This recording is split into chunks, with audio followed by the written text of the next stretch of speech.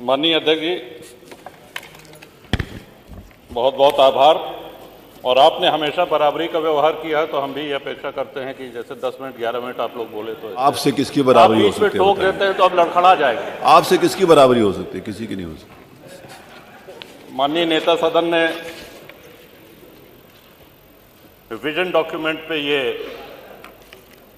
24 घंटे का ऐतिहासिक चर्चा करा करके ये पूछना चाहा है हम सभी लोगों से। माननीय प्रधानमंत्री मोदी जी का एक सपना है कि 2047 में जब हमारा देश अपनी आज़ादी के 100 वर्ष पूरे कर रहा हो तो हमारा देश कैसा दिखना चाहिए, हमारा देश कैसा होना चाहिए, इस विषय में उत्तर प्रदेश विधानसभा के माननीय सदस्यों की क्या राय है, क्या सलाह है। इस निमित्त ये विशेष आह्वान किया गया है। श्रीमान, कल से हम सभी लोग देख रहे हैं, बहुत से माननीय सदस्य तो इसमें ऐसे बोल रहे हैं जैसे ये बजट पे बोल रहे हों या धन्यवाद प्रस्ताव के विरोध में बोल रहे हों। हम लोगों को अपनी राय देनी है, अपने सुझाव देने हैं। वो सुझाव यदि मानने लायक हुआ तो मानेंगे, नहीं मानने लायक हुआ कोई बात नहीं। इस तेजी से बदलती हुई दुनिया में नई तकनीकें आ रही हैं, उसमें हम कैसे आज विश्व के साथ खड़े रहें। आज हमको अपने अंदर सुधार क्या करना है, व्यवस्था में क्या परिवर्तन लाना है, कैसे हम विश्व के अग्रणी देशों में अपनी गिनती कराएं, कैसे हम विश्व गुरु बने जो कि पहले भारत था। इस विषय में सुझाव देने के बजाय लोगों की आवाज आती है कि साहब 47 की बात छोड़ दीजिए, 2027 में हम आ रहे हैं। अरे कहीं मोदी जी ने कहा है क्या कि 2047 में हम ही प्रधानमंत्री रहेंगे, या नेता सदन ने कहा है क्या कि 2047 में हम मुख्यमंत्री रहेंगे? पार्टी और नेता आएगी जाएंगी, राष्ट्र का एक दृष्टिकोण होना चाहिए, एक लंबी लॉन्ग टर्म प्लानिंग होनी चाहिए ताकि हमारे देश की उन्नति हो सके और हमें विश्व के अग्रणी राष्ट्र में अपनी गिनती करा सके। इसलिए ये सदन श्रीमन, आज हमारे देश के सामने सबसे बड़ा खतरा जो बाहर से भी है और अंदर से भी है वो है आतंकवाद का। आतंकवाद इतना नित्य प्रयोग किया जाने वाला शब्द है कि हम इसको हल्के में लेने लगे। कल्पना करें, अमरनाथ जी दर्शन करने यदि कोई भक्त जाता है, बड़ी संख्या में लोग जाते हैं, 80,000 सैन्य बल लगते हैं सुरक्षा देने के लिए। क्या हम कल्पना कर सकते हैं अगर वहां सेना और सैनिक बल न हो तो जो श्रद्धालु हैं, जो दर्शनार्थी हैं, क्या वो दर्शन कर सकते हैं? उनके साथ आतंकवादी क्या व्यवहार करेंगे, और जो व्यवहार करेंगे क्या जाति पूछकर करेंगे? अभी हाल में पुलवामा हुआ है, आप सभी लोगों ने देखा है, हम सभी लोग इसके गवाह हैं। कलमा जानते हो, कलमा पढ़ो। कलमा नहीं पढ़ पाए, वस्त्र उतार करके, लिंग देख करके ये निर्धारित किया गया कि ये हिंदू है, और हिंदू देख करके मारा गया। वहां किसी ने जाति नहीं पूछी। किसी भी चीज का बंटवारा हो, चाहे वो घर का हो, संपत्ति का हो, व्यापार का हो, अगर आप बांटेंगे तो उसको कमजोर करेंगे। श्रीमान, भारत सबसे बड़ा विश्व का आबादी वाला देश है, सबसे बड़ा लोकतंत्र है, और इसका बहुत बड़ा श्रेय इसमें जाता है कि बहुसंख्यक हिंदू समाज यहां रहता है।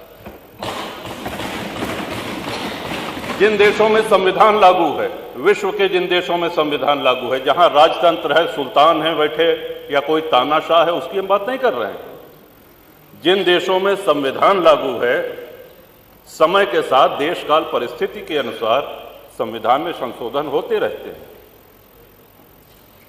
लेकिन जिन देशों में संविधान लागू है, क्या कहीं उसका प्रिएम्बल, क्या कहीं उसकी प्रस्तावना बदली गई है? विश्व में एक भी देश ऐसा नहीं है जहां प्रस्तावना ही उठा के बदल दी जाए। संविधान शिल्पी बाबा साहब अंबेडकर,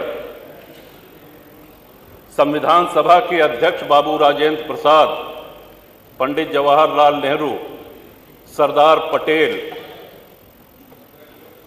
सरोजनी नायडू जी, कृपलानी जी, ऐसे ऐसे विद्वानों ने मिलकर के हमारे संविधान की रचना करी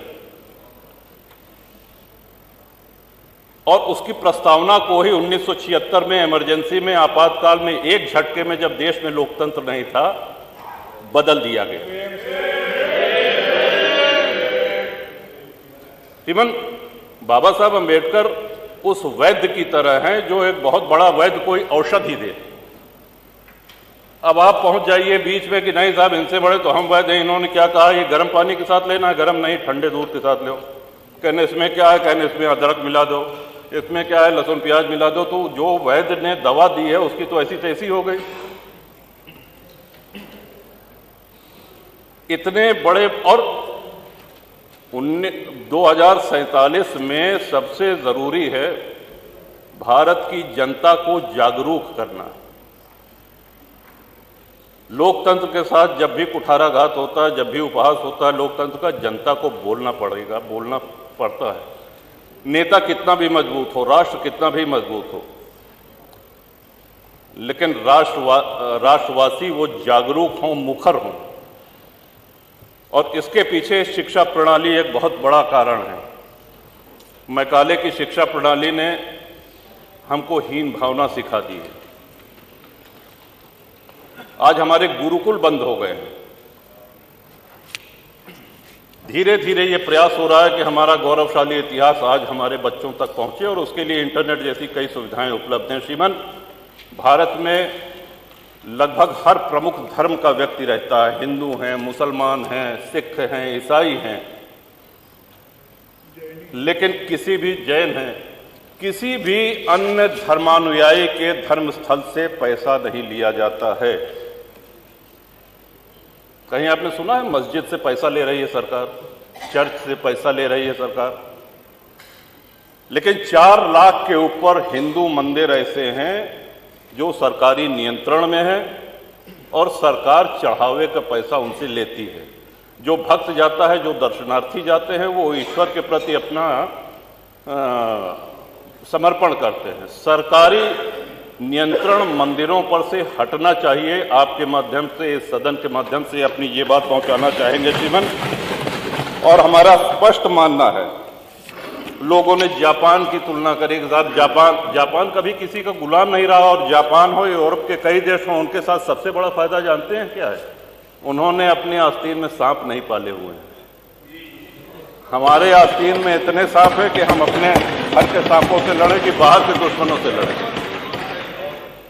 आपका इशारा हो गया श्रीमान, 2 मिनट। बहुत अच्छे हो, इशारा समझते हो। अंग्रेज जब भारत में आए, उसके पहले हमारी जीडीपी विश्व की जीडीपी के 30% से अधिक थी। पूरा व्यापार हम करते थे, और जब गए तो लगभग 1-1.5% बचे थे। हम कंगाली पे आ गए थे। अंग्रेज जब आए तो 60 से 70 हजार अंग्रेज सैनिक थे कुल, और उस समय अविभाजित भारत की आबादी 60 करोड़ थी। 1857 की गदर के बाद, स्वतंत्रता संग्राम के बाद, वो संख्या अंग्रेज सिपाहियों की 80,000 से 1 लाख हो गई। आप कल्पना करें, 60 करोड़ लोगों पर 1 लाख अंग्रेज सैनिक हुकूमत करते रहे, हमारा खून चूसते रहे। क्यों? क्योंकि हम मौन रहे, हम निष्क्रिय रहे। और आज़ादी के बाद भी हमको अहिंसा का एक ऐसा पुट पढ़ा दिया गया कि अहिंसा परमो धर्मा। हाँ ठीक है, अहिंसा परमो धर्मा है, लेकिन इसकी दूसरी पंक्ति है अहिंसा परमो धर्मा धर्म हिंसा तथैव च। इन्हीं शब्दों के साथ आपका आभार व्यक्त करते हैं श्रीमान। और कुंभ की चर्चा आई तो कुंभ में मैंने प्रवास किया श्रीमान। देश विदेश में कुंभ की चर्चा हुई, प्रशंसा हुई, और एक छोटे से छोटे सफाई कर्मी से लेकर के बड़े से बड़े अधिकारी ने अपनी पूरी ऊर्जा लगा दी। मैं समझता हूं कि इतने बार तो माननीय नेता सदन गोरखपुर नहीं गए होंगे जितनी बार प्रयागराज गए हैं। सुबह न देखा न शाम देखा, हमेशा पहुंचते रहे। और अद्भुत व्यवस्था, 60 करोड़ के ऊपर श्रद्धालुओं ने पतित पावनी मां गंगा में स्नान किया। इतना बड़ा जमावड़ा सनातनियों का, लेकिन कहीं ये नारा सुनने को मिला कि साहब इस मजहब के, इस धर्म के लोगों को हम नहीं रहने देंगे। कहीं किसी दूसरे धर्म, किसी दूसरे मजहब के किसी धर्म स्थल को कोई नुकसान पहुंचाया गया? एक नारा कहीं लगा? यही सनातन की, यही हिंदू धर्म की महानता है। और जीवन, भारत इसीलिए धर्मनिरपेक्ष राष्ट्र है क्योंकि हिंदू बाहुल्य है, सनातन बाहुल्य है। हम 2047 में विजन में जो योगदान देना चाहते हैं, हम इस महान सदन के आदरणीय सदस्यों के माध्यम से सलाह पहुंची है, उस सलाह में अपनी अंतिम एक बात अवश्य जोड़ना चाहेंगे कि कृषि भूमि हमारे देश में कम हो रही है, नगरों का, गांवों का निर्माण हो रहा है, प्लॉटिंग हो रही है, सड़कें निकाली जा रही हैं, हमारी आबादी बढ़ रही है, लेकिन हमारी कृषि भूमि में कमी हो रही है।